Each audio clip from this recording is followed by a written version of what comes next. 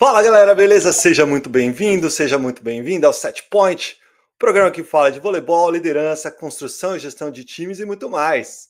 Meu nome é César Feijão Benatti e eu tô aqui com meu brother Peter Bristotti. Tudo bem, irmão? Fala Feijão, fala galera, caderninho e caneta na mão, bora falar de voleibol e muito mais. É isso aí, hoje a gente tem uma convidada especialíssima que tem, olha, poucas pessoas têm o tempo de casa que ela tem no clube que ela trabalha, Peter Bristotti.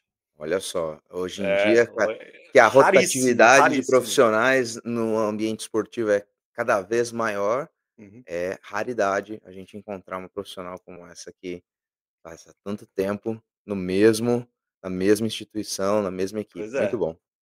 E a gente vai, obviamente, deixar ela contar essas histórias e ela também participa de uma seleção brasileira, hein? Olha só. Então Olha tem lá, uma não é técnica de um pouca coisa não. clube de grande expressão e uma seleção brasileira. Então seja muito bem-vinda ao nosso podcast Mirtes Benco. Mirtes, muito obrigado por participar aqui com a gente e dar essa oportunidade de aprender com você. Eu que agradeço o convite de vocês, eu sempre acompanho os episódios do podcast, é muito bom aqui estar batendo um papo com vocês. Obrigada. É um prazer te ter aqui, Mirtz. E antes da gente começar o nosso papo, a gente tem que dar os nossos recadinhos do coração, né, Peter Bistotti?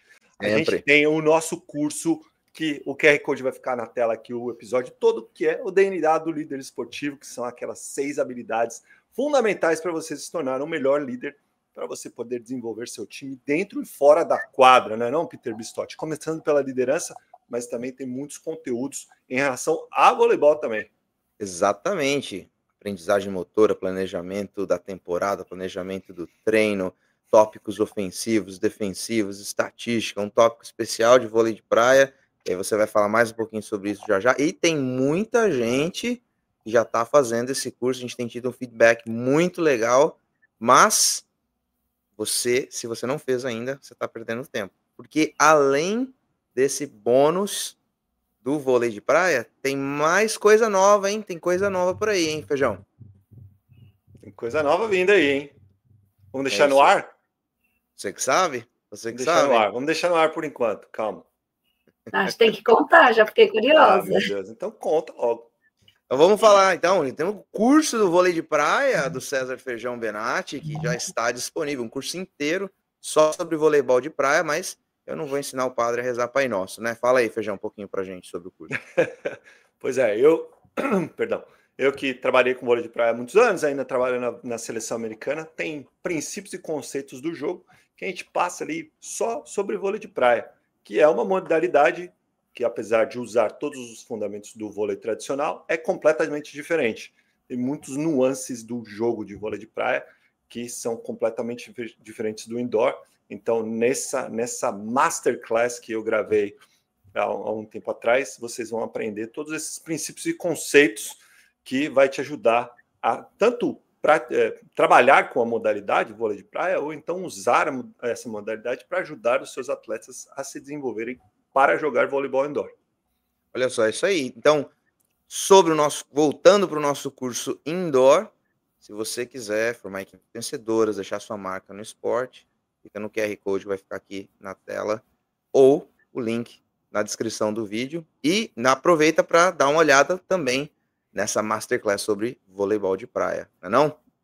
É isso aí. Isso aí. E se você quiser vir para os Estados Unidos e viver aqui, dolarizar seu patrimônio, investir em uma empresa aqui nos Estados Unidos, se você sabia que você pode abrir uma empresa nos Estados Unidos sem morar nos Estados Unidos? Não sabia, não. Pois é, então, você que é telespectador do nosso programa, clica aqui nesse outro QR Code que vai ficar na tela por alguns momentos e fala com o Lucas Negrin, nosso grande amigo Lucas da Nexus Next, que ele vai te orientar em relação a como explorar as quantas possíveis maneiras de vir legalmente para os Estados Unidos, Peter Bistotti. São 187 maneiras e caminhos e rotas que você pode encontrar para vir aqui para os Estados Unidos. O Lucas vai conversar com você sobre processos imigratórios, internacionalização de empresas, dolarização de patrimônio, abrir sua empresa aqui, como o Feijão falou. Cara, é muita possibilidade, inclusive Se você é um investidor e quer abrir uma empresa aqui nos Estados Unidos sem estar por aqui, a Nexus Next oferece toda a infraestrutura para administrar a sua empresa para você, enquanto você está aí no Brasil ou em qualquer lugar do mundo. É isso aí. E o outro patrocinador, apoiador aqui do nosso podcast barra é o amigo. grande amigo, grande mesmo, porque o cara é gigante. O grande GG Maciel, através da Team GM, que é nosso apoiador aqui. Então, se você quiser saber, quiser conhecer o trabalho da Team GM, que é a melhor agência de atletas e técnicos de voleibol do Brasil, quiçá do mundo. Planeta Terra e região. O GG Exatamente. faz um trabalho espetacular com os atletas, com os técnicos que eles monitoram e agenciam. Então, você pode clicar no QR Code, clicar no link que está na descrição desse episódio e conhecer o trabalho deles, que é espetacular. Mirtes, a gente te conhece há muitos anos e você me contou aqui fora do ar que você está no Esporte Clube Corinthians Paulista há quantos anos? 31 anos. 31 anos. Mamma mia! Cara, quando ela me falou esse número, eu falei, não é possível. A Mirtes tem cara, ela tem um rosto que... Eu conheço a Mirtes há provavelmente uns 20 anos, 25 anos, e ela tá com a mesma cara, há 25 anos. O formal tá fazendo efeito. Tem gente que não faz aniversário, né, cara? Impressionante. Não muda o ano. Caramba, Mirtes tá demais. Mirtes, conta um pouquinho da sua história, como você começou no voleibol, como você entrou nessa nossa modalidade, nessa nossa querida modalidade, como é que foi o seu comecinho? Eu entrei graças a uma professora de educação física, né? Então, hoje o que a gente tem em falta aqui é a educação física escolar. Eu trabalho no estado, eu dou aula em escola, né? Mas é tão difícil hoje em dia fazer eles se apaixonarem pela modalidade, e, enfim, todo um contexto do escolar aqui que é bastante complicado, falta de material, falta de apoio, mas não justifica, né? Mas eu tive a sorte de estudar numa escola que a professora era técnica do Juventus, que era um clube aqui da Moca, eu moro na Moca, né? E era bem tradicional na formação de base, ela era professora da escola e ela levava algumas alunas da escola para o clube. E eu tenho, né, uma irmã mais velha que eu, um pouco mais velha que eu, e ela chamou a minha irmã, e eu acabei indo no pacote, né? Eu, com 7 anos, já quis ir para a escolinha. Então, a minha irmã ia treinar já no pré-mirim e eu acabei já acabava indo para a escolinha, mas ia mais brincar, ficava conversando com as bolas, ficava brincando ali no clube, mas meu primeiro contato foi graças à escola. Tive a sorte da professora olhar a altura que eu tenho hoje, quando eu tinha 12 anos, então na época eu era grande, né? Então, eu tive a sorte da professora me encaminhar. Foi assim que eu comecei, e aí eu, com 9 anos, já fui federada, porque já tinha feito 2 anos de escolinha e fiz 4 anos que era pré-mirim, né? Quem é mais velho vai lembrar que era pré-mirim, mirim, né? Hoje somos subs. Aí eu fiz 4 anos de pré-mirim, e no penúltimo ano eu já mudei, fui para o São Caetano, e aí começou uma trajetória, e era uma atleta razoável, nunca fui uma grande atleta, mas também não era ruinzinha, a nível de seleção paulista, sim, cheguei a jogar na Pirelli, que era um grande time que tinha aqui em São Paulo, né, no Brasil, e joguei até uns 19 para 20 anos, e com 19 anos eu estava fazendo faculdade, sempre fui bolsista, né, meninos, então essa é uma grande sorte, desde o colégio. Então éramos em 3 irmãos, e por causa do vôlei, eu fiz a minha escola de graça, fiz o meu colégio de graça e fiz minha faculdade de graça. Então, sou muito grata, né? O estudo que eu tive em boas escolas foi graças ao vôlei. E aí eu já estava fazendo faculdade, estava no 3º ano, e o Corinthians ia começar um projeto. E minha irmã era técnica, né? Não sei se você lembra, Feijão. Eu lembro Foi sim. Técnica há muitos anos, e ela foi convidada, ela estava no Pinheiros na época, e o Murilo Amazonas era o gestor do Corinthians, ele tinha encerrado o projeto na Telesp, estava começando o projeto ali, e convidou minha irmã para começar o projeto do Corinthians com ele, e eu fui fazer estágio. E aí eu fui lá fazer estágio, e eu estava lá, às vezes, ajudando ela no treino, porque começa um projeto do nada, era muito complicado, né? Então, era o que tinha no clube, o que vinha na seletiva, passava na porta, a gente pegava, né? E aí eu dava muita sorte, porque a professora da escolinha faltava demais a professora. E o Murilo virava para mim e falava assim, vai lá e dá o treino, vai lá e dá o treino dela, vai lá e dá o treino, a professora faltou. E um dia ele me chamou e falou assim, olha, você sabe que jogar você não vai mais dar em nada, não. Já está com 19, 20 anos aí, você não vai ser jogadora. O que você acha de fazer essa transição? E aquilo é muito doloroso, né, a gente ouvir isso, porque acho que o sonho de todo atleta é que você acha que vai ser jogador da seleção, que você vai ser... E aí eu falei, gente, é verdade, qual que é a chance de eu ser técnica num lugar, num time tão grande quanto esse, né? Porque o nome é muito forte. Aí eu falei, tá bom. Aí continuei um ano sendo técnica de escolinha, comecei aqui pelas escolinhas e continuei jogando. Jogava no São Paulo na época. E aí era uma coisa maluca, porque esse lance, sempre teve esse lance insano de uniforme, de torcida, de essa coisa doida, né, que infelizmente tem. Eu lembro que eu tinha que me trocar no carro, uma amiga que dava carona, porque eu não podia sair do Corinthians vestida de São Paulo e nem chegar no São Paulo vestida de Corinthians, né? E me trocava no carro e tal, e eu fiquei mais um ano, e aí cheguei à conclusão de que não, que eu tinha que abraçar a chance de ser técnica, e graças ao Murilo, que foi esse primeiro que me abriu a porta, eu tô aí até hoje, e aí tô no Corinthians há 31 anos. Que legal, que legal. Nossa, sem contar a distância, né, entre o São Paulo e o Corinthians, que quem é de São Paulo sabe que é muito longe. Muito longe, muito trânsito, era uma coisa insana. Insano. Posso lançar um desafio para os nossos espectadores? Só um parênteses aqui. Conta aqui nos comentários se você conhece alguém que jogou na Pirelli ou em São Caetano que era simplesmente mediano. Olha só. Exatamente. Eu acho que vai ser difícil falar. Mas, quem sabe, né? Algum atleta mediano tem jogado nesses dois lugares aí, acho que não tem, não. Mas eu queria só fazer um parênteses nessa sua primeira fala, Mitz. Você falou que estudou a vida inteira com bolsa de estudos até a universidade. A gente teve alguns episódios aqui para trás que a gente falou sobre categorias de base. Essa é uma tecla que a gente bate muito, e muitos dos nossos convidados, para não dizer todos, defendem, né, o esporte na escola, aliar o esporte e a educação. E veja só, como os gestores esportivos e os gestores educacionais, né, nas instituições de ensino, a gente pode sim fortalecer muito, tanto a educação quanto o esporte, se eles andarem juntos. A gente sempre defende, tem que estudar. Eu falo sempre, né, estuda menino, estuda menina. E você pode sim chegar muito longe se o esporte e a escola estiverem bem estruturados e trabalhando juntos. Olha só, mais um exemplo de esporte e educação caminhando juntos, não? E mais um exemplo de uma pessoa que foi influenciada por uma professora, Com certeza, para entrar no esporte, né? Então, a gente defende essa bandeira, acho que a bandeira que a gente mais defende da educação e do esporte, começando na escola. Mas no seu começo, Mirtes, e tanto como jogadora como técnica, quem eram as suas referências? Quem você tinha como espelho e falava, nossa, modelo, nossa, eu quero chegar onde essa pessoa chegou?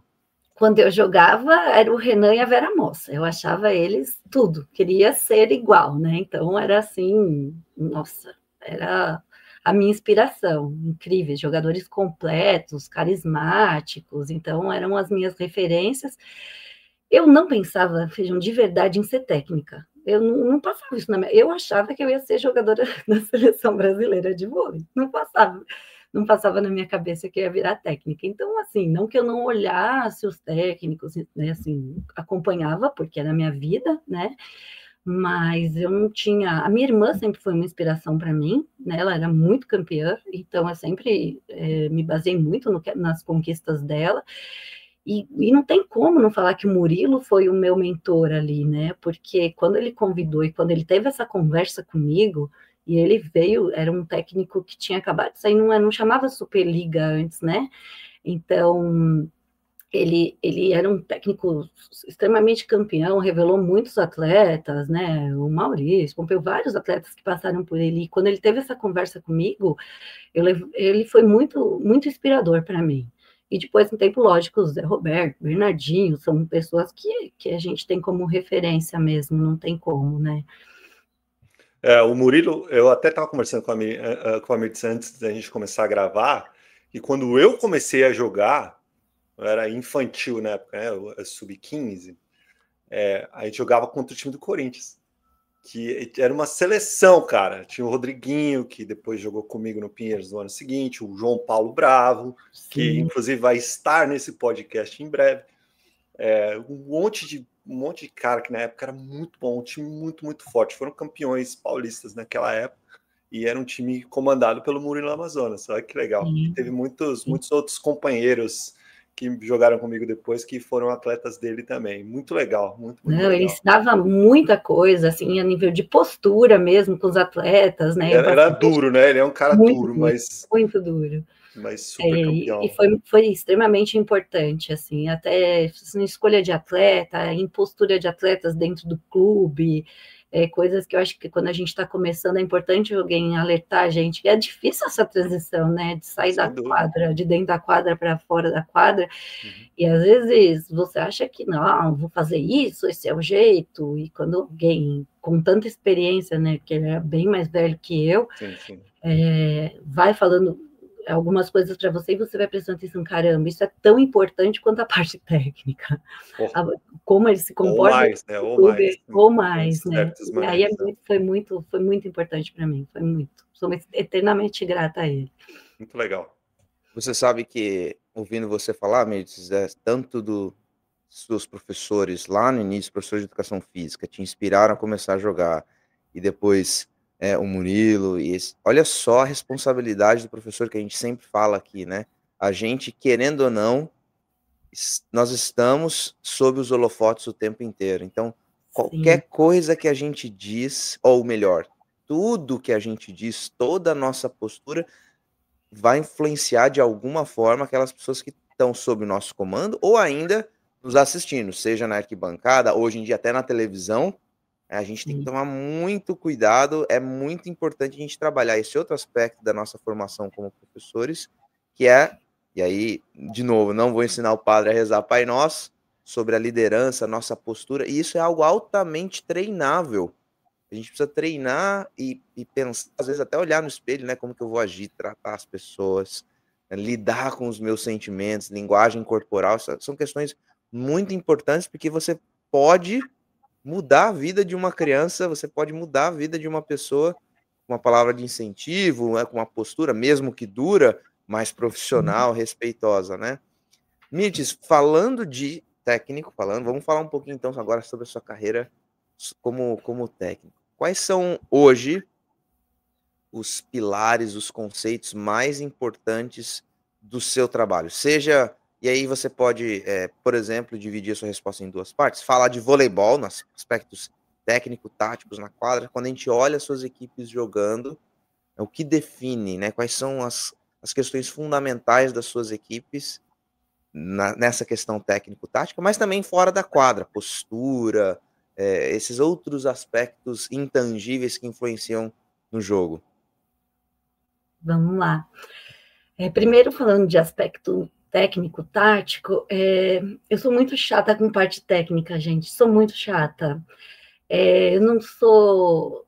Nunca eu não acho que assim, aprender brincando, acho muito legal aprender brincando, a gente tem a escolinha aqui, eu trabalhei com a escolinha por mais de 15 anos, né, hoje eu coordeno o projeto da escolinha, mas eu acho que é muito importante a gente ensinar o fundamento, ter esse cuidado com o nosso atleta. Então, eu sou muito chata, hoje eu dirijo o Sub-17, e a todo momento eu estou falando sobre técnica, né? Eu acho que é o nosso papel. É lógico que cada jogador tem a sua característica individual, de uma alavanca de braço, de um gesto motor que é mais nato deles, mas quanto melhor for a parte técnica, quanto a gente puder ajustar da melhor forma possível, melhor vai ser o desempenho.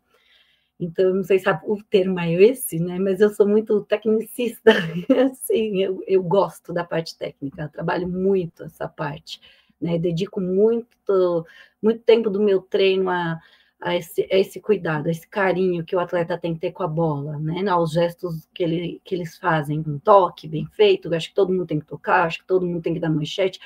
Eu sou muito contra aquela especialização de que tem um líbero no sub-13 e as centrais não dão mais manchete. Eu acho isso um crime da mala.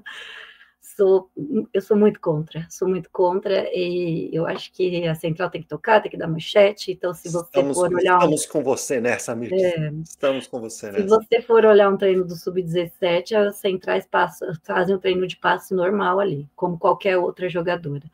Né? A gente não sabe o dia da manhã, a gente não sabe o que vai acontecer, e quando a gente fala em formação, poxa, se a gente fala formação, equipe de base, que base que eu tô dando se eu tiro essa menina de dar um toque manchete? Simples né? assim. Falo muito menina, né, gente, porque eu trabalho feminino hoje, mas eu acho isso um crime de verdade. Mas então, eu acho que, quanto a isso, muito técnica. Se você for assistir as minhas equipes ali, eu acho que um Corinthians como um todo, como eu coordeno o projeto, eu acho que o sistema defensivo é uma característica das equipes do Corinthians, então esse é uma coisa que eu gosto muito, então muito mais da parte defensiva do que ofensiva, eu acho que é uma característica minha, então esse volume de jogo, fundo de quadra, defesa, é uma coisa que eu gosto muito de trabalhar, gosto muito. Eu sou apaixonada pela manchete, eu gosto de tudo, mas eu sou apaixonada pela manchete. Então, é um cuidado que eu tenho ali com o sistema defensivo, que é uma coisa que eu gosto. Então, se você olhar, talvez, as equipes do Corinthians jogando, taticamente, eu acho que dá para se prestar atenção nisso. O extra-quadra, para mim, é muito importante. Também hoje, que eu reparo muito na postura dos atletas.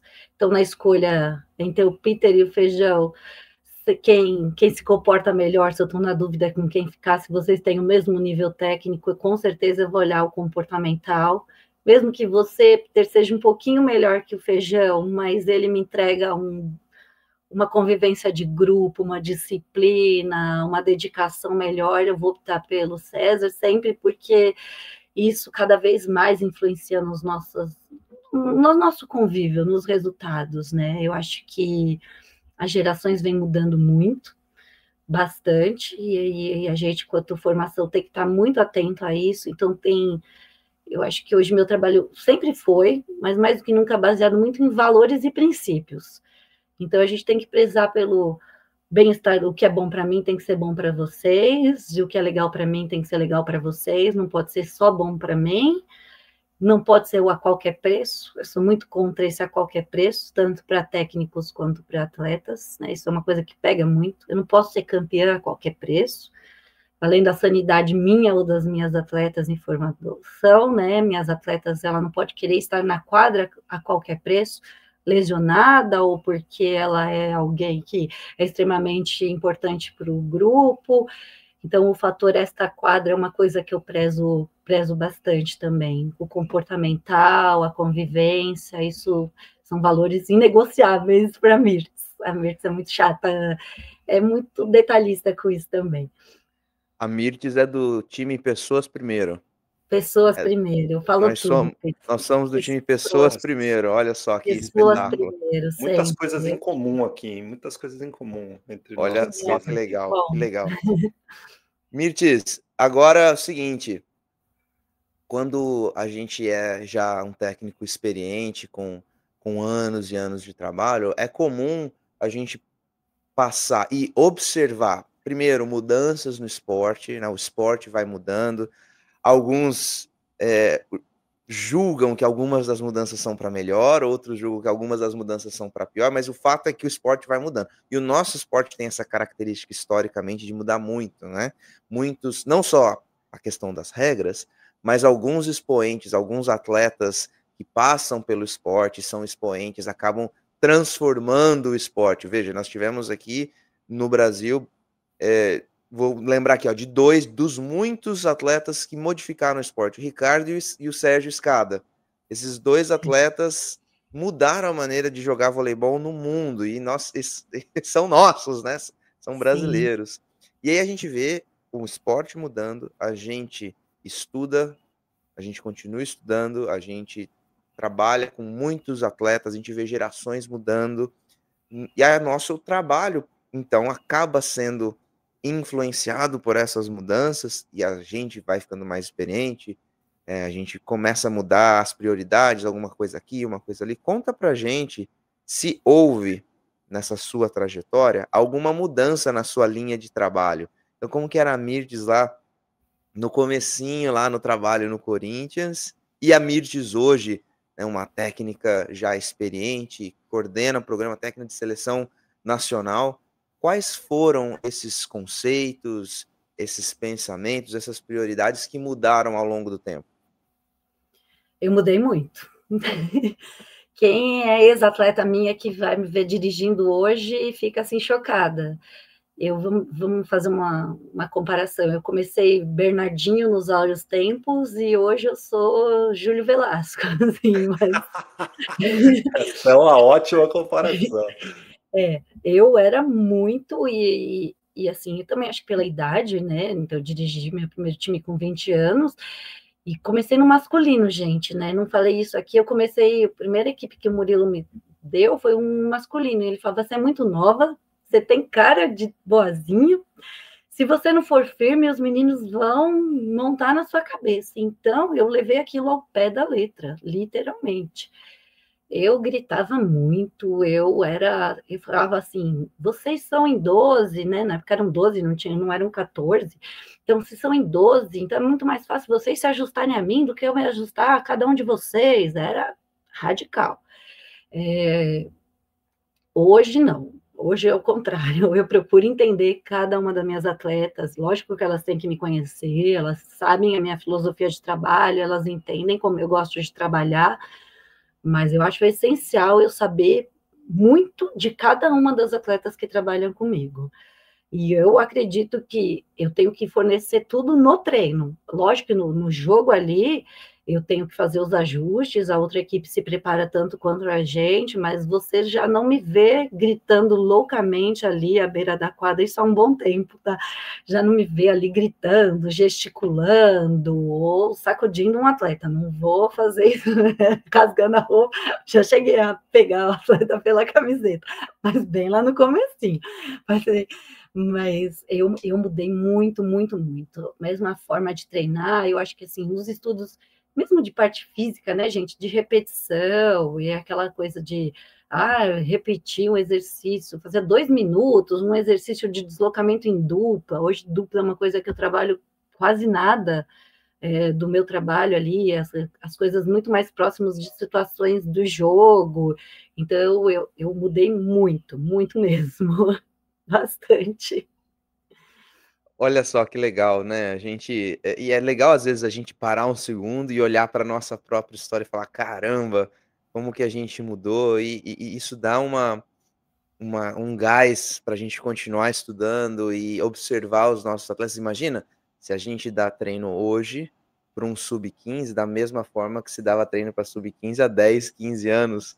Olha só, eu acho que os atletas sairiam correndo do Não voltava ginásio mais ou não ninguém. voltava mais ninguém, exatamente. Eu era tão maluca, Peter, que assim, a gente sempre teve boas equipes aqui na base. E às vezes eu cismava que eu não podia perder 7 para não sei quem. Aí as meninas não jogavam bem, eu falava: agora vocês vão correr no campo, vocês perderam 7 depois do jogo, gente. Olha que loucura isso. Hoje não existe isso nem na minha cabeça. Eu falei: gente, como é que eu fazia isso? Né? Mas graças a Deus que a gente vai estudando, vai evoluindo, vai se adaptando, mas é isso, né? Temos que se adaptar às mudanças do nosso esporte, às mudanças de comportamento, a estar evoluindo como ser humano, né? Principalmente. Exatamente. E você usou o verbo estudar algumas vezes nessa sua fala. Esse acho que é um dos pilares fundamentais que a gente sempre fala aqui para os nossos espectadores e para a gente mesmo, né? Minha mãe diz que o ouvido mais próximo da minha boca é o meu, então tudo que eu falo é para mim primeiro, para depois para as outras pessoas. Mirtes, como você estuda? Onde que você vai buscar o seu conhecimento, se atualizar para se tornar uma técnica cada vez mais experiente, mais, a gente fala em inglês, né, up to date, né, mais atualizada? Como que você estuda? Quais são os meios e métodos, ou mesmo a sua rotina de estudos? Conta um pouquinho pra gente. Alegria, alegria! Mais uma semana eu, Lucas Negrinho, aqui da Nexus Next, falando para vocês o Set Point. Peter Feijão, aquele abraço. Um abraço à querida Mirtes Benco. Prazer falar contigo, Mirtes. E ela que é especialíssima, porque ela é técnica do Corinthians, assistente da Seleção Brasileira Sub-21. Isso mostra a versatilidade do nosso profissional do esporte e que aqui nos Estados Unidos, sem sombra de dúvidas, é muito bem-vindo. Se você quiser ainda estar aqui antes das Olimpíadas para você poder se recolocar e participar desse momento de crescimento, você que é da área do esporte, da área da saúde, saiba que você pode sim, através dos vários vistos que nós temos imigratórios. Então, QR Code na tela, tome coragem, vem falar comigo, vem tomar um café virtual que eu posso mostrar para você, mostrar à sua família as grandes possibilidades que você tem de morar, de investir, de ter negócios, de fazer tudo ao mesmo tempo, e a gente está aqui para poder te ajudar. Nossos advogados têm mais de 40 anos de experiência aqui em imigração nos Estados Unidos, então você está em ótimas mãos e eu vou dar todo esse carinho, toda essa atenção a todos vocês. Mais uma vez, QR Code na tela, vem falar, eu respondo cada mensagem e tenho o prazer de falar pessoalmente com vocês. Um forte abraço e bom programa a todos. Hoje em dia, assim, eu tenho feito muitos cursos por causa da seleção, eu me aproximei muito dos cursos do COB, eu acho que o COB tem cursos muito bacanas, então acabei de fazer aí faz uma semana um curso de ginecologia do esporte, e isso eu acho que hoje em dia quem trabalha com o feminino é uma coisa que a gente precisa estar falando, a gente precisa entender, né? Então essas fases de ciclo, onde trabalha a força, onde não trabalha, como é que essa atleta tá, e a gente não falava disso, mesmo com o feminino, sendo mulher. Então, eu acho que isso é muito legal. Então, o COB teve um curso de treinamento esportivo que foi longo, com mais de 340 horas, que eu acabei de fazer também, fiz esse ano, e foi muito legal, que falou de tudo, de psicologia, de fisiologia, filosofia, e foi excelente. Então, nos últimos 2 anos, eu tenho feito mais esses cursos que são do COB, são gratuitos, e qualquer um pode fazer essa inscrição, é muito bacana mesmo. De parte técnica, tática, eu procuro assistir muito vídeo, e os melhores vídeos vêm aí de vocês, dos Estados Unidos, isso é muito legal, e quando a gente começa a buscar formas de ensinar a passada, formas de fazer um ajuste de braço, eu acho que os americanos são os que postam melhor. Eu acho que a gente peca muito aqui, eu não sei qual é o motivo, né? Talvez vocês já conversaram com tanta gente, e vocês... Eu acho que nós, os brasileiros, a gente peca muito que a gente não escreve nada, não fala nada e troca muito pouco. Eu não sei se é por medo de compartilhar, eu não consigo entender muito bem. Se vocês virem aqui, ou eu, pode ser um adversário meu, do Sub-17, e você falar, que treino você deu? Eu vou passar meu treino. Eu acho meio... As suas ofertas são diferentes da minha. E não é porque o exercício possa ser parecido que isso vai fazer de você um concorrente meu. Então, eu acho isso muito estranho, sabe? Então, eu acho que essa troca, isso foi muito legal na seleção, porque às vezes quando a gente divide o quarto com outras, eu divido com outras técnicas, né? E você sentar no quarto com alguém que vem de outro estado e trocar ali o que você faz de defesa, que exercício que você usa para isso é legal.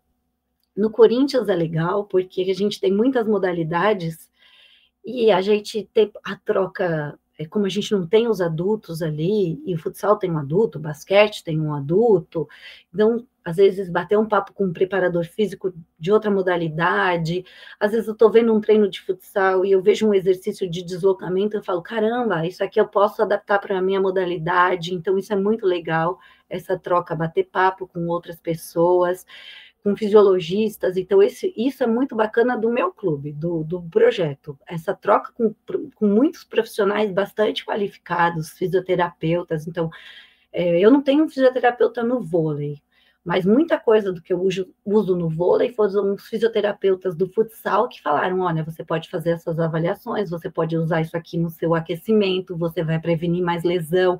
Então, isso é muito bacana.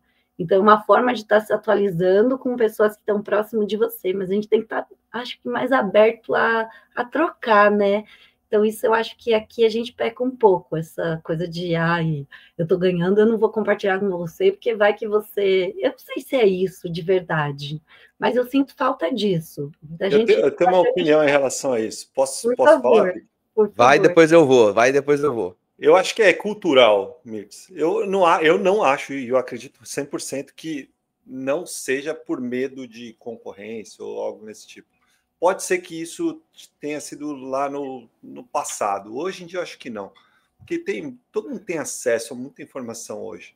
Você pode buscar um curso de qualquer coisa por um preço ridículo, até de graça. Se você citou os cursos do COB, que as pessoas podem se atualizar o que quiser, a hora que quiser, do jeito que quiser. Então, eu acredito que não seja por medo de concorrência, é cultural mesmo. O americano tem a cultura de compartilhar conhecimento, tem essa cultura de fomentar o compartilhamento de conhecimento. Aqui nos Estados Unidos, por exemplo, existe uma convenção de técnicos de voleibol que é promovida pela AVCA, que é a American Volleyball Coaches Association, durante as finais da NCAA Divisão 1, que é o maior campeonato de voleibol daqui dos Estados Unidos. Então, tem muitos workshops, cursos, palestras, que isso é natural e fomenta esse compartilhamento de conhecimento. E a gente, né, eu e o Peter, a gente já está fazendo isso há 300 anos.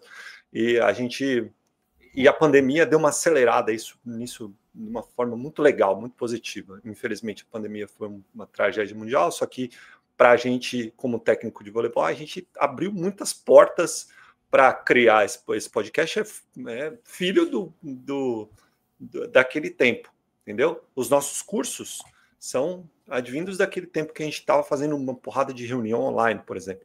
Tem um monte de grupo que ainda existe, né? O meu grupo lá que tem 400 e tantas pessoas, começou nessa época também.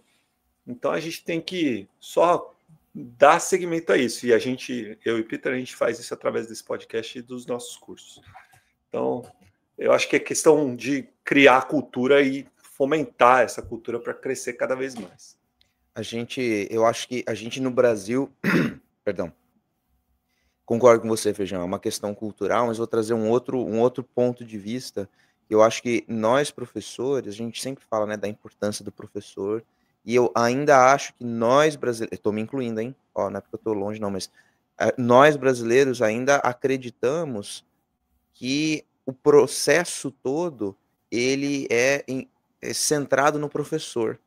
Então, a gente acha que na nossa cabeça, a gente ainda tem muito o método que eu vou usar, as ações do professor, e a gente esquece que o principal personagem do processo é o atleta.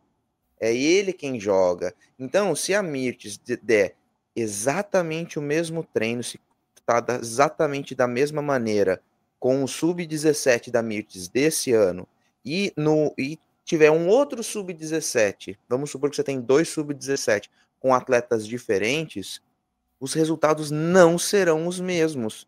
Por quê? Porque as pessoas são diferentes.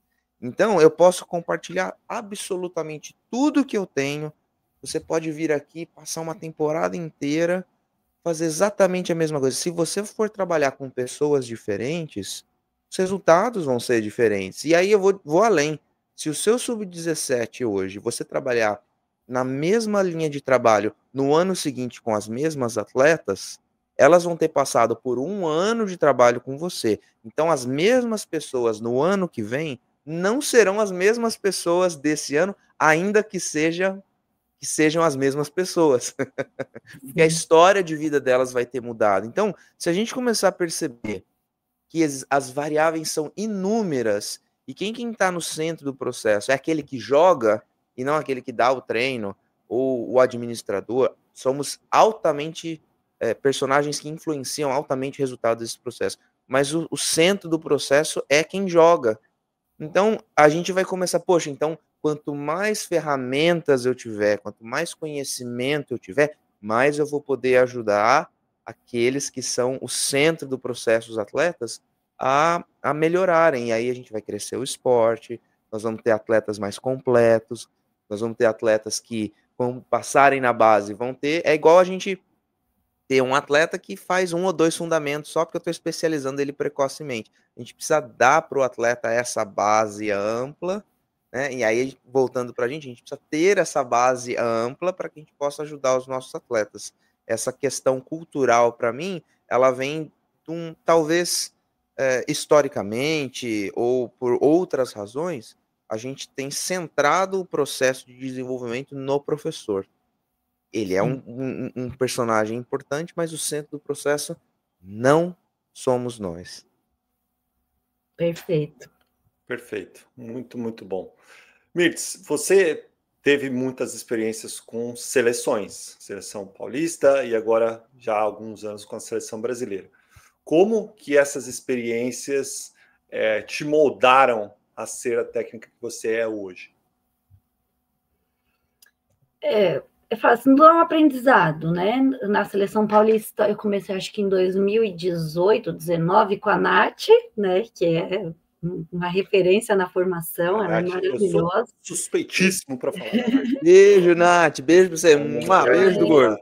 Ela é maravilhosa, né? Então, ela é a técnica principal como assistente da Nath, e depois acabei passando para sub-18 como assistente, aí foi mudando, foi assistente do Fabinho, do Júnior agora.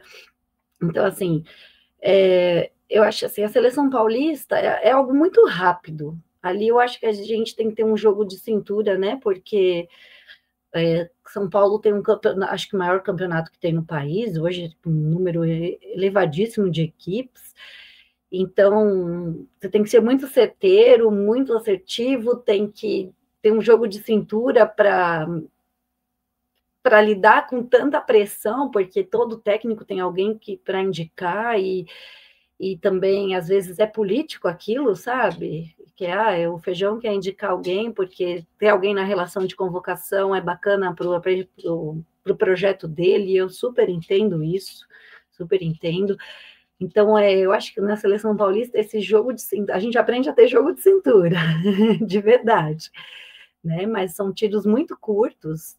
Eu acho que desde que eu entrei, não se passaram, que a gente consegue numa temporada de preparação para um brasileiro, de 11 a 13 treinos por temporada. É muito rápido, gente, é muito rápido. Você consegue reunir essas atletas só de final de semana, porque tá todo mundo a serviço dos clubes, às vezes tem clube, hoje em dia menos, mas tem clube às vezes que custava liberar as atletas, tá em temporada, pode machucar, são coisas que acabam barrando, mas é um espaço muito curto, mas essa vivência do Campeonato Brasileiro é muito legal, ver outras escolas, outros tipos de formação.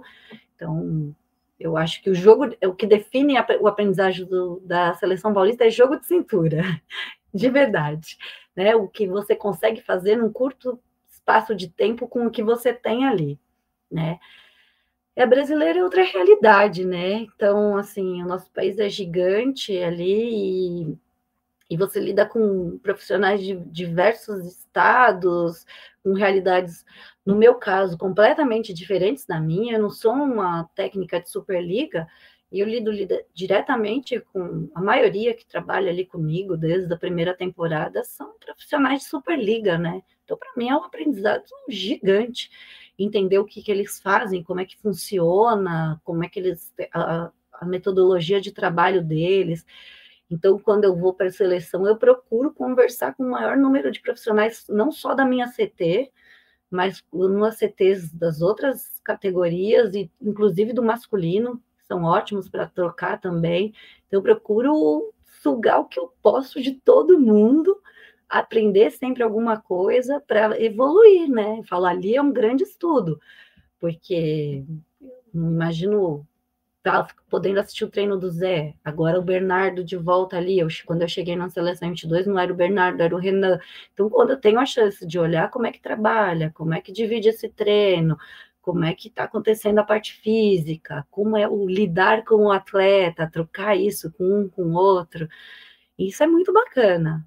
Então, eu acho que não tem como voltar igual, né? Então, a gente sempre tem que aprender alguma coisa. Às vezes, o que você quer ser, o que você não quer ser, o que cabe a você, né? O que cabe ali no seu projeto, porque eu não posso voltar, se eu trabalho ali hoje com um sub-21, querendo fazer com o meu sub-17, ou o Corinthians, que trabalha do sub-17 para baixo, tem um comportamento igual à seleção brasileira. Mas alguma coisa eu consigo trazer, né? Então, isso com certeza, todo ano é um aprendizado gigante e a gente acaba moldando uma coisinha a outra. Muito mais, eu acredito, também comportamental. Mais uma vez, né? Eu acho que eu bato muito nessa tecla aí também, o que a gente pode ir ajustando no nosso dia a dia. Eu acredito que aquela frase, né? Uma mente que se abre para novas experiências nunca volta ao tamanho original. Então, eu acredito que essa experiência, cada ano que você vai para uma seleção brasileira, principalmente, que você passa mais tempo aprendendo com outros profissionais que trabalham em outros níveis, você volta para o clube já cheio de novas ideias, cheio de novas... Tipo, quero voltar o mais rápido possível para o meu time para aplicar todas essas coisas, né? Muito legal. E qual que é a sua visão para a base brasileira? E essa é uma pergunta bem ampla, até peço perdão pela amplitude da pergunta, mas o que você vê a base brasileira? Que tem muita discussão, que está indo mal, que está indo, Isso muito tá me indo interessa, bem, hein? Isso muito me interessa. Tem muitas opiniões divergentes em relação à base brasileira, que tem gente que, não, está indo muito mal, não, a renovação está sendo feita, o que você enxerga estando lá dentro? Então, quando a gente fala de base, né, tem gente que dá entrevista e fala, é base no sub-21, eu não acho. Para mim, a base começa ali, antes do sub-17, de fato, né? Eu acredito que a gente tem um potencial gigante para a base. Vou falar pelo feminino, que eu tenho a chance de acompanhar mais de perto, né? E às vezes, a serviço da seleção, eu consigo mapear algum mapeamento, eu não sei se alguém já falou aqui sobre o mapeamento que as seleções fazem, se alguém... Manda ver, conta pra gente. Ainda não, mas a gente adoraria ouvir. Então, todo campeonato que é chancelado pela CBV, tem que ter alguém das CTs da seleção brasileira observando essas atletas que estão jogando. Então, qualquer um, seja GEBS, escolar, final de GEBS, Jogos da Juventude, Taça Paraná, qualquer campeonato que tenha a chancela da CBV para acontecer, vai ter que ter alguém da CT, da seleção brasileira, olhando esse campeonato. E aí, aqui a gente chama de 02, eu não sei se vocês estão lembrados disso, que é aquela ficha de cadastro de atleta para jogar a competição. Então, eu faço alguns, CBI, CBS, sempre tem alguém. Você recebe todo mundo, todos os atletas que estão jogando aquela competição. Você tem que ficar o dia inteiro ali na quadra, assistindo todos os jogos possíveis, e todo atleta que está jogando ali, você tem que fazer uma anotação do lado. Então, é o que a gente consegue fazer com esses campeonatos que são oficiais, né? Então, teve um ano que foram mapeadas mais de 700 e poucas atletas para uma convocação da Sub-19, né? Acho que foi em 2023 isso. Então, muito atleta que foi vista, que passou ali, que pôs o pé na quadra, tá apta à convocação, é alta, né? É um padrão alto, fica de olho nessa atleta. Não está a nível ainda de seleção brasileira, o que se espera dessa atleta. Então, existe esse mapeamento. Então, tem muito atleta.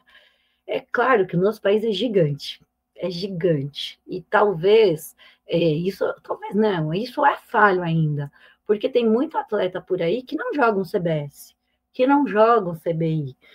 E aí é uma questão que eu acho que depois do Sul-Americano que teve agora, né, muito foi criticada a seleção brasileira, a base, assim, como um todo, dos resultados que tiveram, né, no Mundial, com exceção do 21 que pegou pódio, mas o 19, o 17, tanto masculino como feminino. E eu sou meio chatinha, né? Como eu dou uma aula, às vezes, nos cursos da CBV, para o nível 1, nível 2, que são o planejamento da seleção, eu fui pegar todos os boletins para ver onde a gente estava perdendo. E como fala de atleta alto, baixo, e eu fui olhar, em altura a gente não está perdendo para ninguém. assim, a nível mundial, que teve o Mundial 19 e o 21. Então, eu fiz um mapeamento das 8 classificadas ali, nos dois. Então, em média de altura, estamos ok. Não é isso. Não, é fator 1, que foi criticado, as atletas estão vindo altas. Quando a gente pega a Sub-17, que chegou esse ano, o que a gente vê? Que na média de altura, hoje, eu fui comparar com a primeira Sub-17, que foi a da Fofão, aí há 2 anos atrás, tá? No Sul-Americano. A gente, a Argentina, éramos maiores que os outros. Hoje, quando a gente pega ali os 4 primeiros, não existe mais essa diferença. Então, não digo que nós paramos de evoluir. Talvez os nossos vizinhos aqui estão evoluindo muito mais rápido do que pensávamos. Então, a gente está países que a gente não pensava. Quanto tempo antes, né? Colômbia, Venezuela estão se juntando para fazer esse trabalho. Eles fizeram um trabalho quase como Itália. As meninas se juntaram quase um ano antes, porque sabiam que a competição ia ser lá, então estão fazendo um trabalho a longo prazo. O que não acontece aqui, não justifica. 3 meses é um tempo legal para se trabalhar? Talvez não, né? Porque cada uma vem de uma escola. Mas eu acredito na nossa base, sim. Eu acho que vem muita atleta boa, sim, muita atleta grande, sim. Talvez a gente tenha que pensar numa forma de ampliar a forma de regionalizar mais esse mapeamento. Então, vamos lá na região norte, vamos olhar o que tem, aproximar as escolas, porque norte e nordeste é muito mais o escolar, quase tem pouco clube, então os campeonatos escolares são muito fortes. Então, como é que a gente pode aproximar a federação, o escolar, da confederação, né? Eu acho que a gente precisa, ou existia um distanciamento muito grande, acho que da seleção, com os técnicos, com as federações. Eu vou falar por mim, eu não sabia o que acontecia. É interessante você falando isso, porque a gente gravou um episódio sobre a base 2 semanas atrás, então você que está assistindo a gente, volta 2 episódios atrás, e o Peter falou exatamente isso, quase com essas mesmas palavras. Eu falo por mim, eu não sabia o que acontecia em Saquarema. Quando falava assim para mim, 3 meses, fica as atletas com 3 meses, eu falava, nossa, 3 meses, que absurdo. Hoje, sinceramente, eu acho pouco. Não sei como seria qual o calendário viável, porque as atletas são do clube, muitas delas recebem pelo clube, elas têm que atender o clube, mas aí a gente quer resultados melhores na seleção e cada uma vem com um jeito, precisa se padronizar ali o jogo, o que se espera. Isso ficava meio vago, né? A gente queria entender qual que é a nossa escola. A gente precisa compartilhar isso. Então, talvez regionalizar, eu acho que seria uma grande coisa. Talvez, vamos lá, vamos no Nordeste, vamos mapear tudo que a gente tem aqui, a idade, quais são essas atletas, ser mais próximo desses técnicos formadores. Então, esses técnicos, puxa, o que a seleção busca? É altura? É alcance? É nível técnico? O que é? Qual que é esse padrão? Então, vamos no Nordeste, vamos no Centro-Oeste, vamos para o Sul, né? Então, eu acho que isso seria um começo, se aproximar realmente de quem faz o trabalho árduo ali, que são os técnicos formadores, os técnicos escolares, ter um canal mais aberto para isso, porque por mais que se mapeie, quantas atletas conseguem chegar no laboratório em Saquarema? 60? 80? Num país, num universo como o nosso, de milhões de pessoas, é pouco.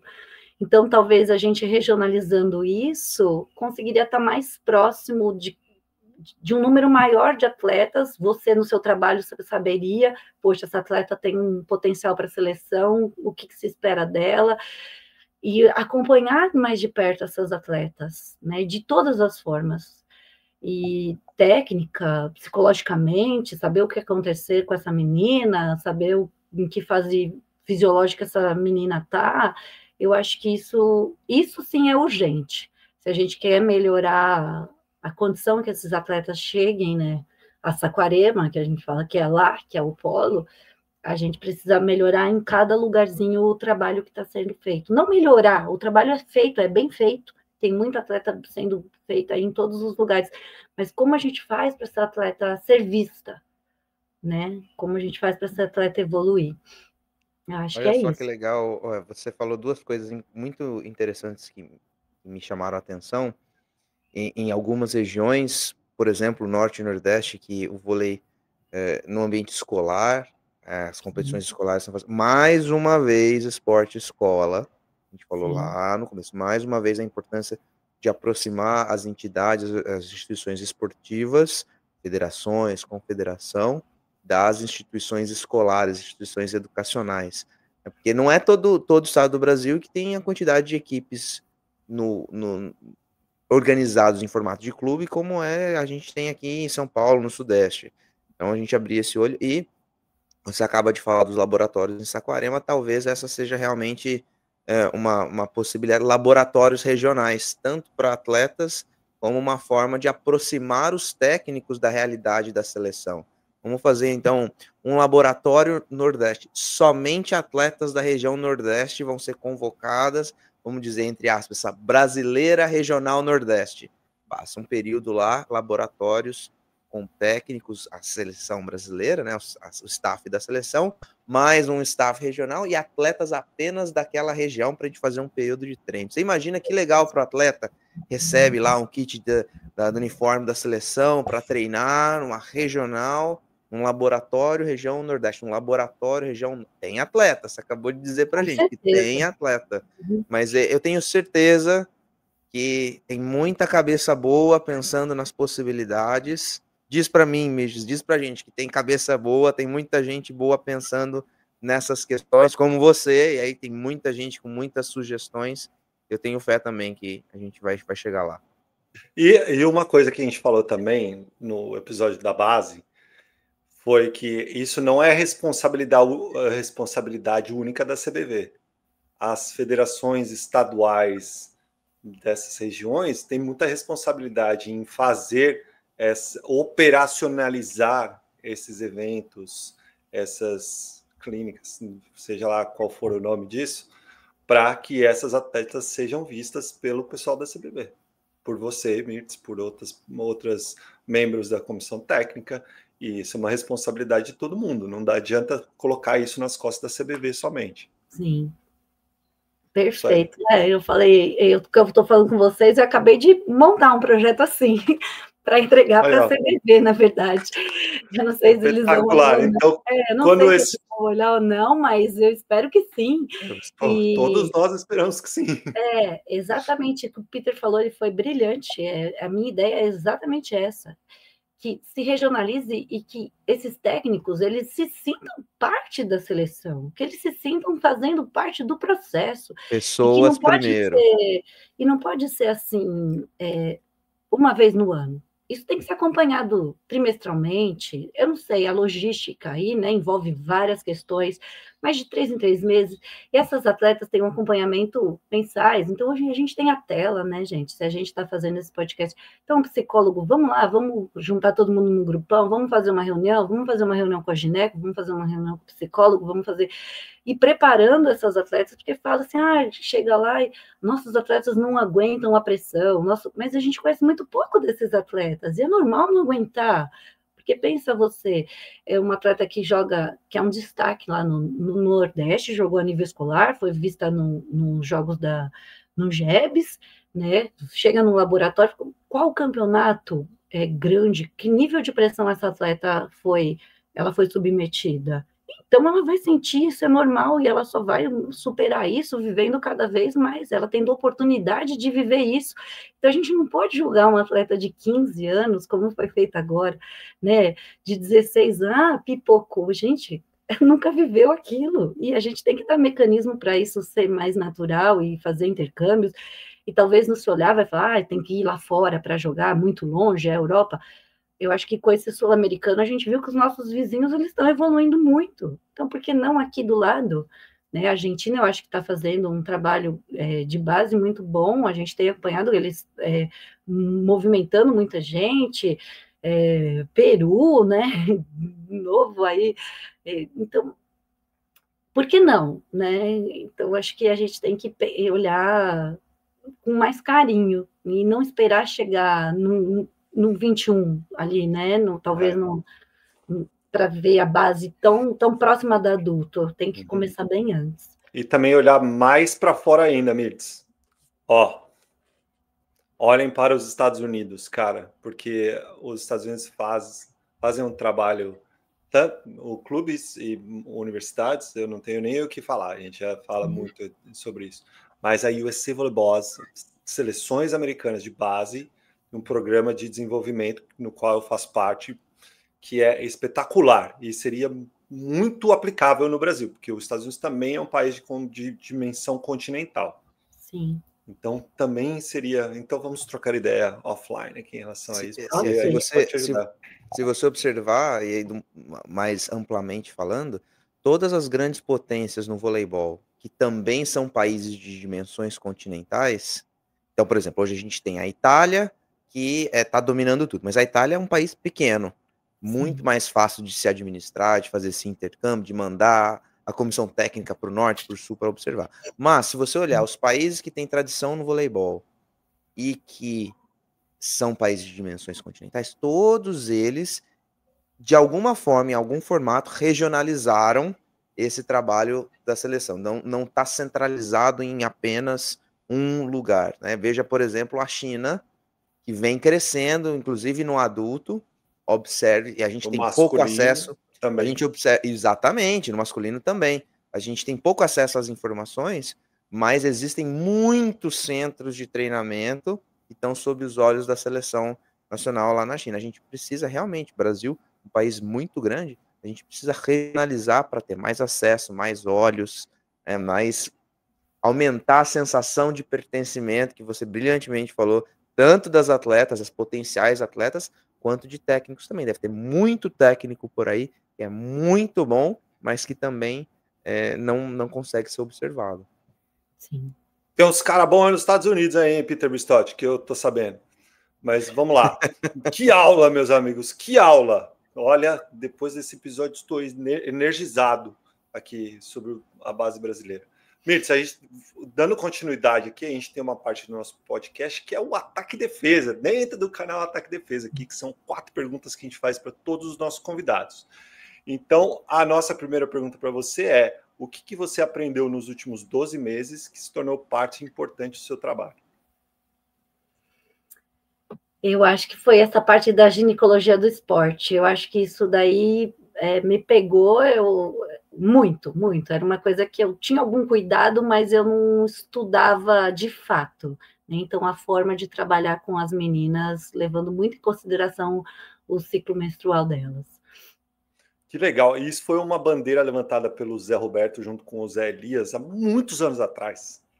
Que a gente conversou com o Zé Elias no nosso antigo canal, que foi um episódio que eu precisei assistir umas 14 vezes para entender a profundidade das coisas que o professor José Elias falou, mas que... A bendita da triade, né, de treinamento. Exatamente.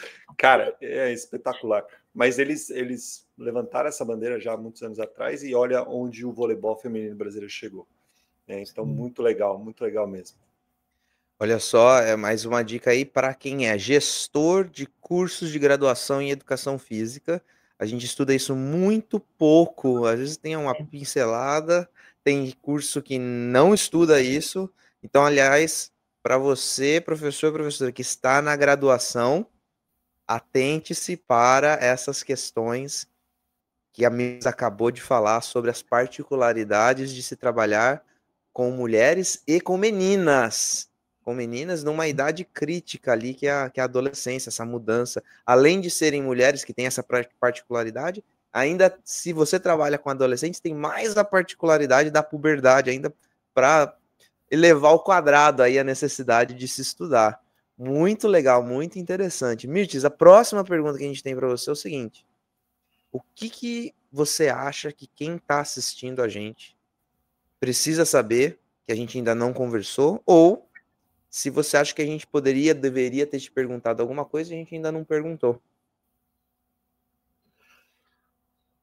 Eu achei que vocês iam falar assim: qual é o seu papel na seleção sub-21, já que é fora da sua realidade? Vamos falar disso então. Olha que legal. Tem uma pergunta para você, Mirtz. Qual que é o seu papel na seleção sub-21, sendo que está fora da sua realidade. Eu me perguntei muito isso, meninos, né? Eu fui convocada a primeira vez para sub-18 na época, né? Era sub-18, depois virou sub-19, mas na minha primeira convocação, e foi num projeto da CBV de ter mulheres nas CTs que não tinham, né?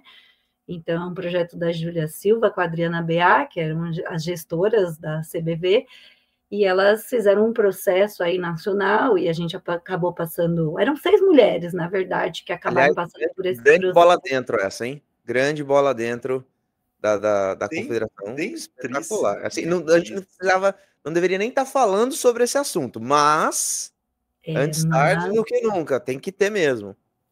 Foi mesmo meio que a Júlia falou, a gente vai ter que entrar meio dando um chute no peito dos meninos, no caso. No meu caso, era eu e mais 9 meninos, né? Então, é bastante complicado você chegar numa CT que já está formada há algum tempo e ser a primeira mulher ali.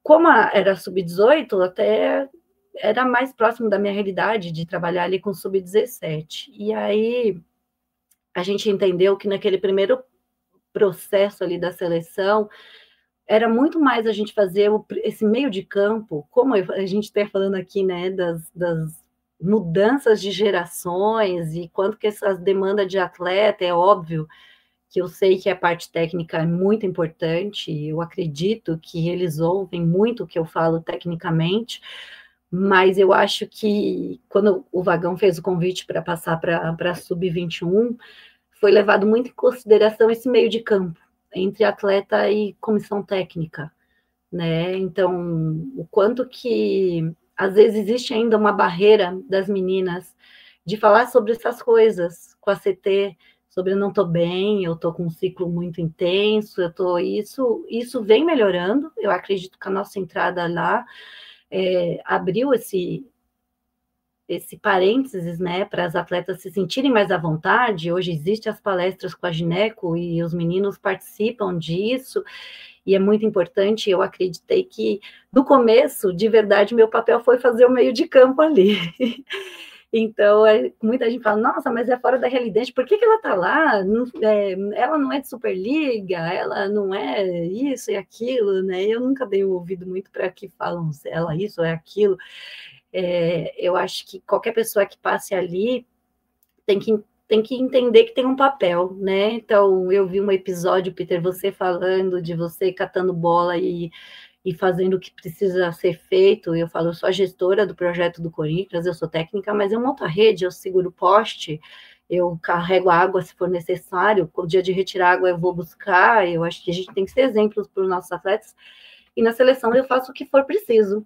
Se o meu papel é anotar os treinos para fazer o relatório no final, eu vou anotar os treinos. Se é catar bola, eu vou catar bola. Se aquele dia o meu braço, eles não acham, acho que é um fracasso, né? Para o sub-21, então o braço não. Mas se o papel é fazer o meio de campo entre as atletas e o técnico e a CT, que seja feito sempre da melhor forma possível, né? Então, isso é uma coisa que eu ouço o tempo inteiro. Nossa, mas por quê, né? Não é da Superliga, ela não sei o que lá. E por que estar lá, né? Mas eu acredito que precisam sim ter mulheres. Eu não sou de levantar nenhuma bandeira de nada. Eu acho que tem que ser igual para todo mundo, né? Mas eu acho que demorou para isso. E o feedback das atletas em relação a isso é muito legal. Elas falam como é importante ter vocês na CT, quanto que mudou as coisas ter vocês na CT. Então, isso para mim é o que vale, é a coisa mais importante. Que legal, nossa, que legal. E a Júlia, que foi a idealizadora desse projeto, trabalhou aqui nos Estados Unidos muitos anos, e aqui a realidade é essa. Toda a comissão técnica, ou quase todas, tem uma mulher na comissão, e é importantíssimo. A gente não precisa nem falar por que é importante, pelo amor de Deus, né? Isso aí já é subentendido que todo mundo sabe da importância. Mas você sabe que talvez muita gente, inclusive os leigos, os torcedores e quem tá lá falando um monte, não pensa nessas questões.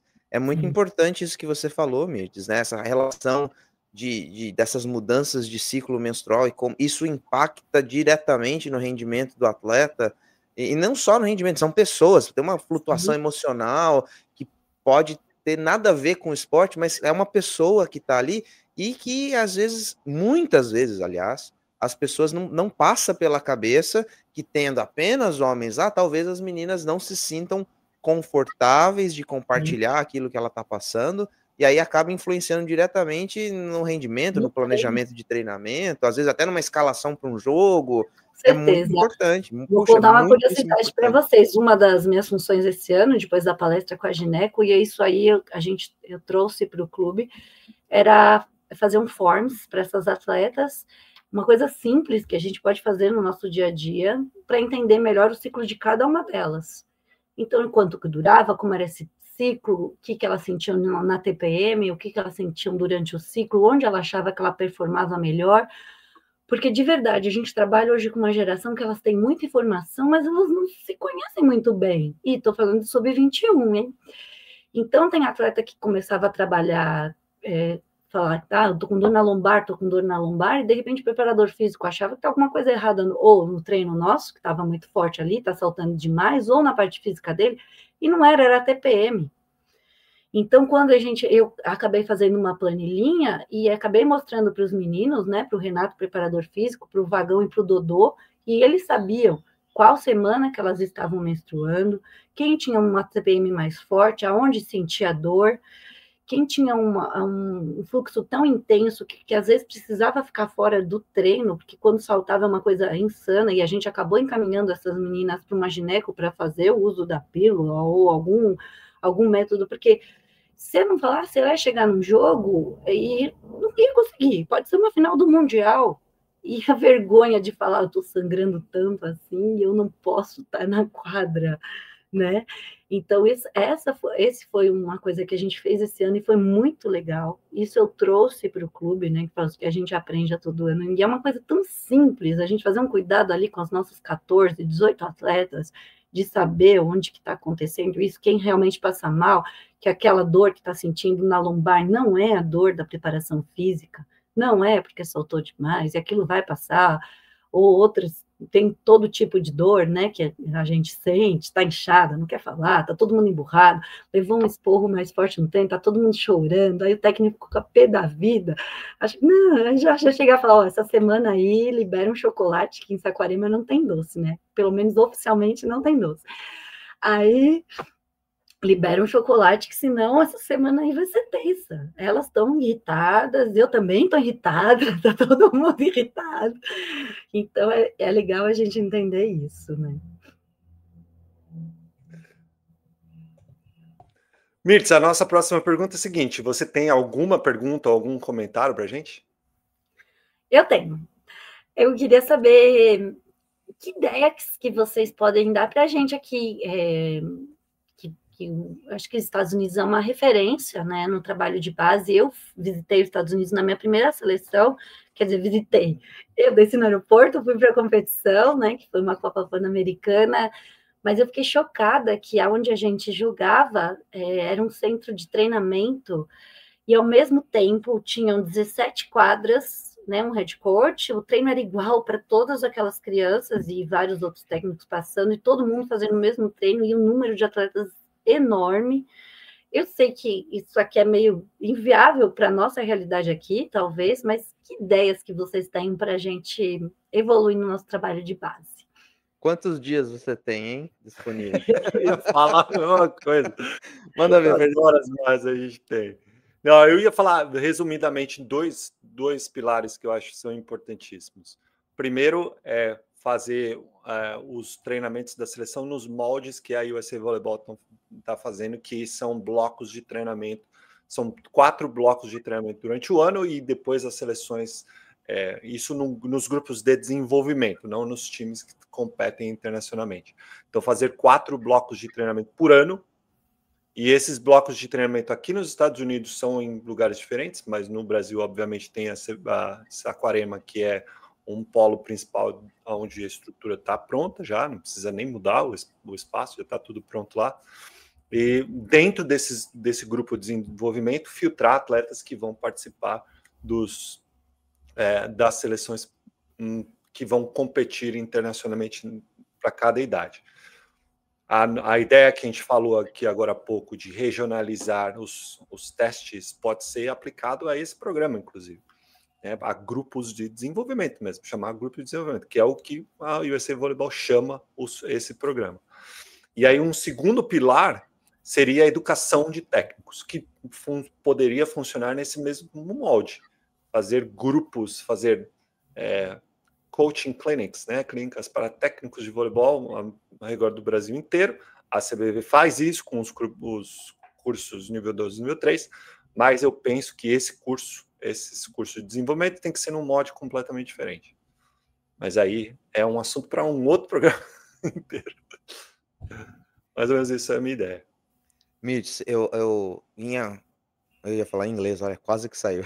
Eu ia falar assim, em adicionando o que o Feijão falou, né, para mais algumas ideias, a gente seria criar um banco de dados online em que técnicos do Brasil, e aí podem ser técnicos que sejam credenciados pelas federações ou por esse staff regional, ter um staff regional para Mirtz não ter que ficar indo para o norte toda vez, né? Então, ter uma equipe lá na região norte, uma equipe na região nordeste que esteja sob a tutela da seleção, para ser esses olhos da seleção nas regiões, para esses laboratórios regionalizados, e que esses laboratórios também podem ser mais de uma vez no ano. Então, você pode ter, por exemplo, 4 blocos de treinamento da região norte, 4 da região nordeste. Imagina, quando a gente com 5 regiões, 4 blocos, já são 20 blocos de treinamento, que aí vocês podem escolher onde o staff da seleção vai, cada vez vai estar em um, além do staff regional,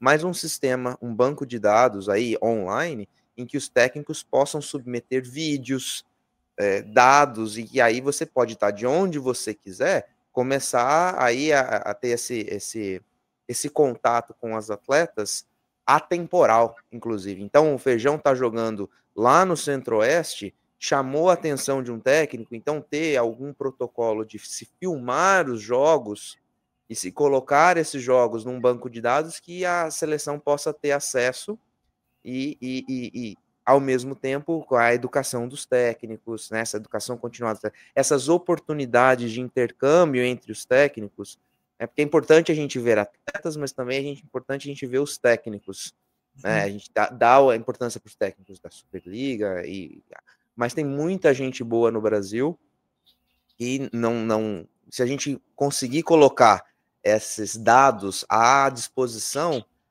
então a gente vai conseguir observar alguém que se destaque aqui e ali. E acho que a minha última sugestão seria, talvez, sim, ter algo parecido com a Convenção Nacional da AVCA, que a gente tem aqui no final, no Brasil.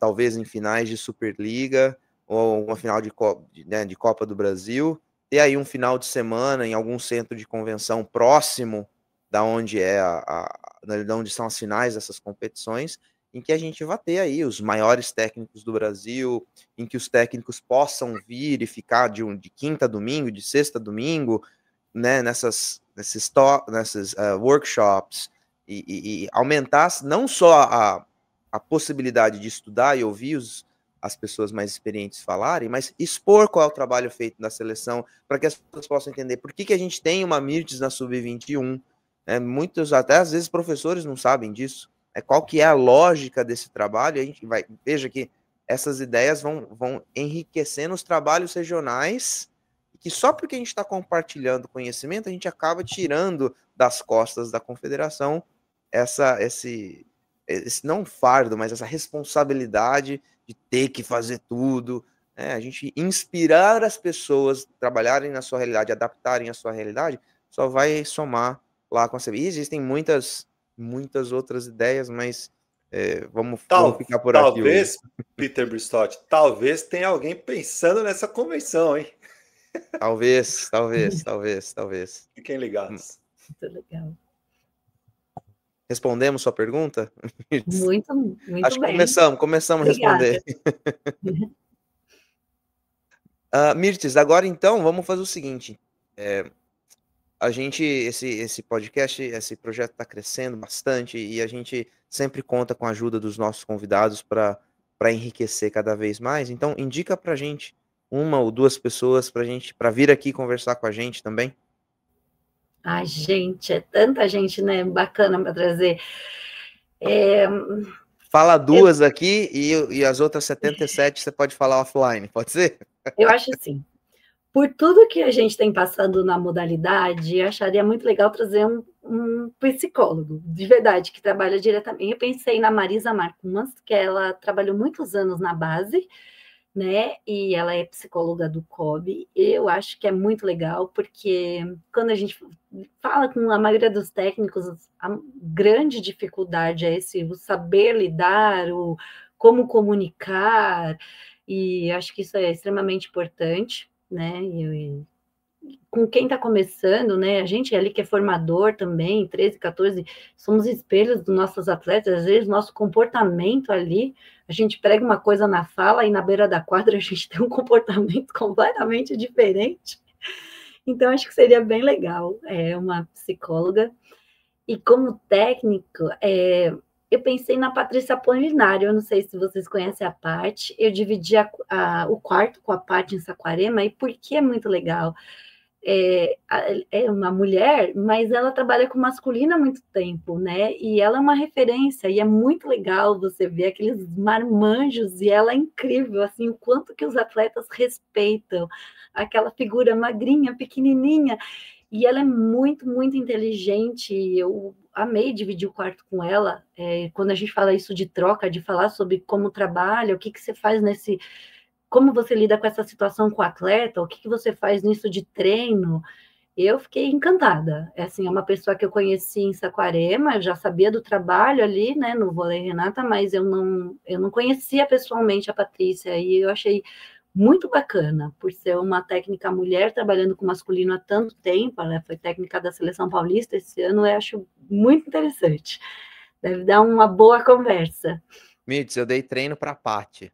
Que Olha só. legal! Paty, fica de novo o convite, hein? Ó, vamos A gente marcar. tentou bater a agenda com a Paty várias Ainda não vezes. conseguiu ficar Ainda com a não vai Paty, dar. mas a Paty é uma querida.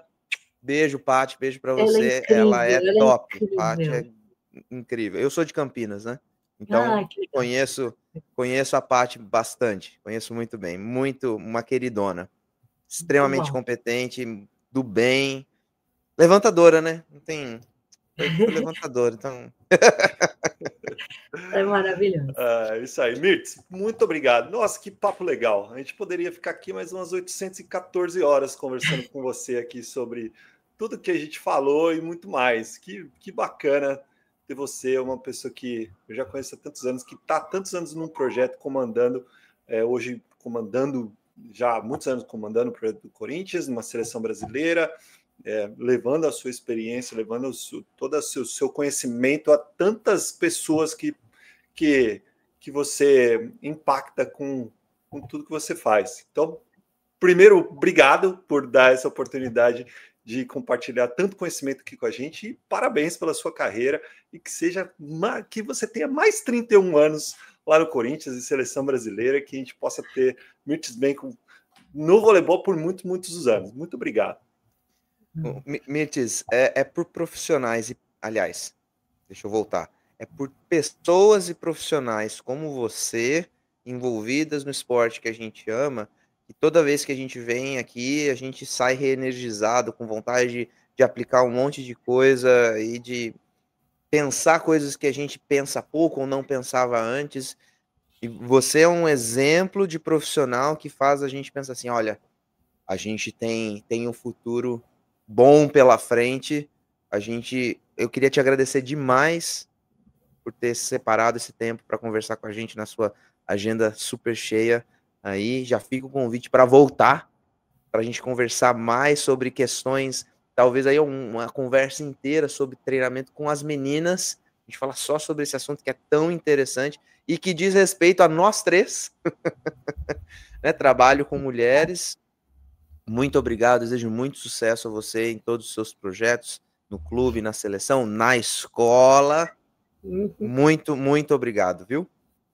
Eu que queria agradecer vocês, um prazer imenso, sou fã de ambos. Eu assisto sempre e fico muito feliz quando vocês falam muito de valorização da base, do trabalho e o quanto que é importante isso, né? Não pensar só no adulto e que esse trabalho começa muito antes. Então, eu fico muito, muito feliz de ter participado, de ter conseguido participar aqui. É sempre bom a gente estar aprendendo, né? Então, eu adorei a troca, né? Foi uma troca, foi um papo, então eu estou muito feliz mesmo e agradecida. Contem comigo sempre. Que legal, que legal. Obrigado mesmo, Mirtz. Você está convidadíssima para voltar para falar de outros assuntos também. Galera, muito obrigado por ter assistido esse episódio até esse ponto. A gente fica por aqui por esse episódio. Semana que vem tem mais. E não esqueça de clicar no QR Code que ficou aqui na tela o tempo inteiro e faz a inscrição no nosso curso DNA do Líder Esportivo, as 6 habilidades fundamentais para você se tornar o melhor líder dentro e fora da quadra e comandar o seu time da melhor maneira. E, Peter Bristotti, quantas maneiras de vir para os Estados Unidos que a Nexus Next pode te ajudar? E quando eu pensei em vir para cá, para os Estados Unidos, porque uma das minhas vontades era experimentar o que diziam ser o melhor hambúrguer do mundo, eu não sabia que existiam 187 possíveis maneiras de se vir para cá. O Lucas Negrini na Nexus Next vai te ajudar a encontrar qual é a melhor maneira de não só vir para cá, mas também de investir nos Estados Unidos, uma das maiores, a maior economia do mundo, e também tem o Team GM, não é não, Feijão? Team GM, se você quer saber como os maiores atletas de voleibol, os maiores técnicos de voleibol do mundo são agenciados e como que a Team GM cuida dessa galera, acessa o link que ficou na descrição desse episódio e veja lá como que o GG e a sua turma, que é a melhor agência melhor agente de voleibol, atletas de voleibol do Brasil, quiçá do mundo. Do mundo, universo, Planeta das galáxias, Terra, todas as galáxias. Galera, vai lá no YouTube, ó, você já está aqui no YouTube, né? Gasta um tempinho, deixa um comentário para Mirtz aqui pra gente sobre o que você achou desse episódio e volte para conferir o próximo. É isso aí, até o próximo. Valeu, galera!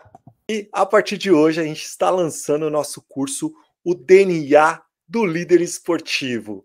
É isso aí, é um curso onde você vai aprender 6 habilidades fundamentais para inspirar atletas, formar equipes vencedoras, deixar sua marca no esporte. Esse curso aqui é para você construir o seu legado no esporte.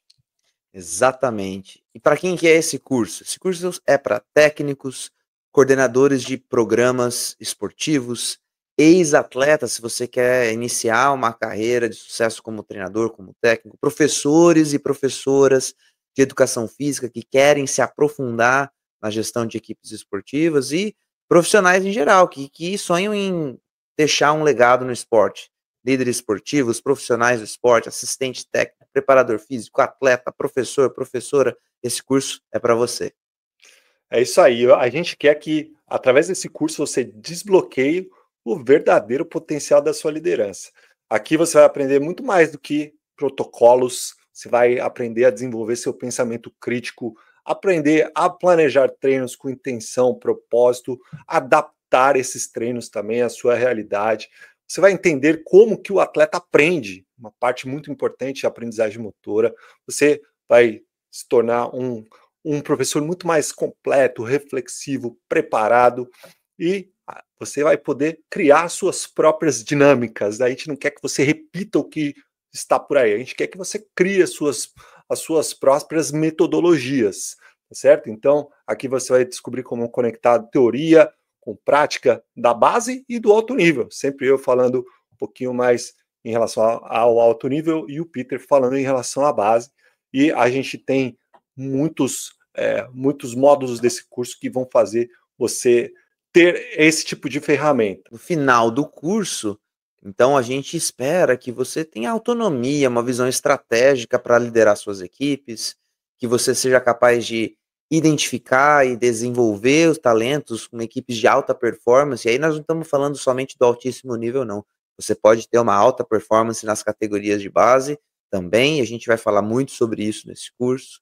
A gente quer que você deixe um legado de valor como técnico, como gestor, que você seja reconhecido, reconhecida pela sua excelência profissional. As metodologias são extremamente atualizadas e a gente quer que você otimize o seu desempenho o desempenho dos seus atletas, de forma que você seja capaz também de trazer decisões táticas precisas e que sejam muito eficientes lá em momentos críticos do jogo. Não espere mais para adquirir esse curso e para construir um legado que vai durar muito tempo. É isso aí. E a gente tem um cronograma de aulas que são 6 módulos básicos que vão falar de liderança, planejamento, aprendizagem motora, aspectos táticos, estatística e um módulo extra que é de voleibol de praia, que também vai te dar muitas ferramentas para você trabalhar com todos os seus atletas em todos esses âmbitos. E a gente gosta de falar das nossas teorias de uma maneira holística. Tudo está conectado, uma coisa está conectada com a outra. Então, se você tiver interesse de participar desse curso, acesse o QR Code, acessa o link que está na descrição desse vídeo e adquira já esse curso que você não vai se arrepender. E aí você vai passar mais de 12 horas comigo e Peter Bristotti dentro do curso. Certo, Peter? É isso daí. É um privilégio estar aqui com você. A gente vai aprender junto nesse curso. Vem com a gente. É isso aí. A gente te vê do lado de dentro.